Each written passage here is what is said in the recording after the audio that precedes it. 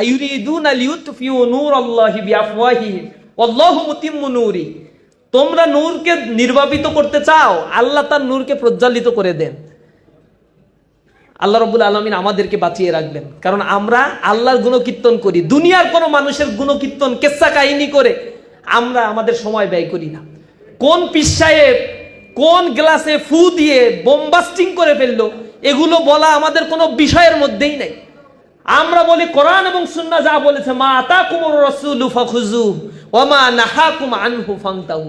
যা তোমার রাসূল নিয়ে এসেছেন তা গ্রহণ করো, যা থেকে তোমার রাসূল বিরত থাকতে বলেছেন তা থেকে বিরত থাকো। এটা হচ্ছে আমাদের ফিলসফি। এই জিনিসটাই হচ্ছে আমরা বলার চেষ্টা করি মানুষের কাছে। আমরা নিজেদের কেচ্ছা কাহিনী বলি না, এ কারণেই মানুষের আমাদের কাছে আসে।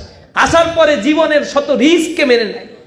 আমরা যখন সাথী বানাই, আমি নিজে বলি যে তুমি যে সাথী হইতে চাচ্ছ, তোমার ক্যারিয়ার নষ্ট হয়ে যাবে, তোমার পরিবার কিন্তু তোমাকে আলাদা করে দেবে, রাষ্ট্র কিন্তু তোমাকে অ্যাকসেপ্ট করবে না। এই 15 বছর এই কথা বলছি।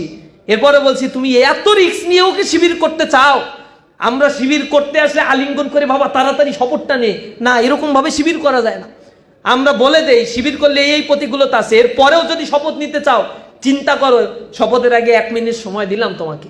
এরপরে সে গভীরভাবে চিন্তা করে। আমার জানা মতে যত শত শপথ আমি দিয়েছি, শত শত হাজার হাজার শপথ দিয়েছি, একটা ছেলেকে পাই নাই যে ওইখান থেকে উঠে চলে গেছে যে না আমি শপথটা নিব না, এখন আমার খুব ভয় লাগে।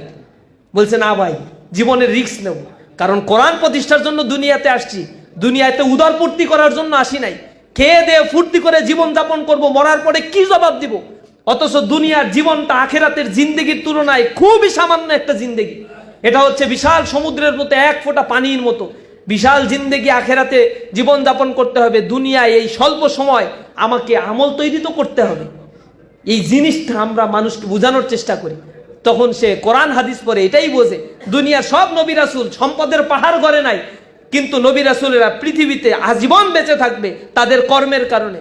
সালফে সালেহিনরা বেঁচে থাকবে সম্পদের পাহাড় গড়ার কারণে নয়, আইম্মায়ে মুস্তাহিদিনরা বেঁচে থাকবে সম্পদের পাহাড় গড়ার কারণে নয়।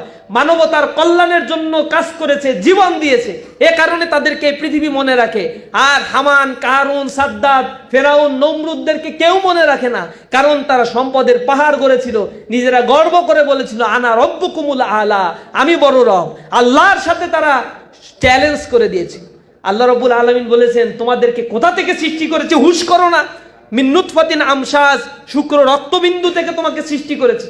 যে রক্তবিন্দু মানুষের শরীর থেকে নির্গত হলে গোসল ফরজ হয়ে যায়, সেখান থেকে তোমাকে সৃষ্টি করে তুমি আমার সাথেই কথা বলো, আমার বিরুদ্ধে অবস্থান নাও। তোমার এত ক্ষমতা, দুনিয়াতে তোমাকে আমি স্বাধীন করে পাঠাই নাই, স্বাধীন চিন্তা শক্তি তোমাকে দিয়েছি, কিন্তু এর অপব্যবহার করলে কিয়ামতের ময়দানে তোমাকে ধরা হবে। এই জিনিসটাই আমরা মানুষকে বোঝানোর চেষ্টা করি।